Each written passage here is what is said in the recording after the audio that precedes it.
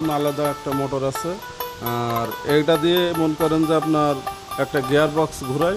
আর তেলের সরিষার জন্য আপনার এই মোটরটাই আপনার যথেষ্ট, এর বড় মোটর লাগে না। 5.5 ঘোড়ায় এই শক্তিশালী মোটর দিয়ে আপনার তেল বানানো হয়।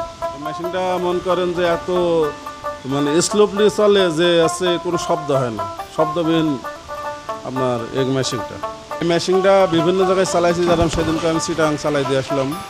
এই মেশিনটা আপনার যে নতুন দক্ষতা লোক, সে একদিন দেখলেই সে বুঝতে পারে যে মেশিনে কোনে কী আছে, ঠিক আছে। আর এই যে প্যানেল বোর্ড আছে, প্যানেল বোর্ড যারা মনে করেন যে চালায়, তাদের একদিন মনে করেন কিংবা একবার দেখে দিলে তারা বুঝতে পারে। আর এর সাথে যে ফিল্টারটা আছে, যে মনে করেন ফিল্টারটাও সহজ। এটা হাওয়ায় কম্প্রেসারে মানে তেল ঢেলে দিলেই মনে করেন যে এইখানে কম্প্রেসার লাইন আছে, ভিতরে কম্প্রেসারই আছে।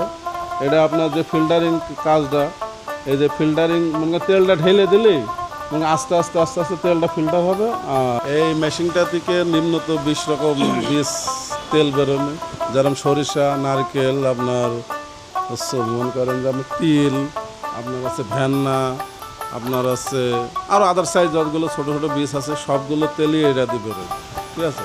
এইগুলো কালো জিরের তেলটা একটু ভালো হয়, ঠিক আছে। এই মনে করেন যে তেলের আপনার 100% তেলটা ভালো হয়, কারণ এর আছে তেলের সাথে আপনার হচ্ছে কোনো ময়লা যায় না। আর দ্বিতীয় কথা, তেলটা একদম মেশিন থেকেই ফিল্টার হয়ে বেরোয়, ফিল্টারে না দিলেও চলে, এত সুন্দর তেল বেরোয় এটা।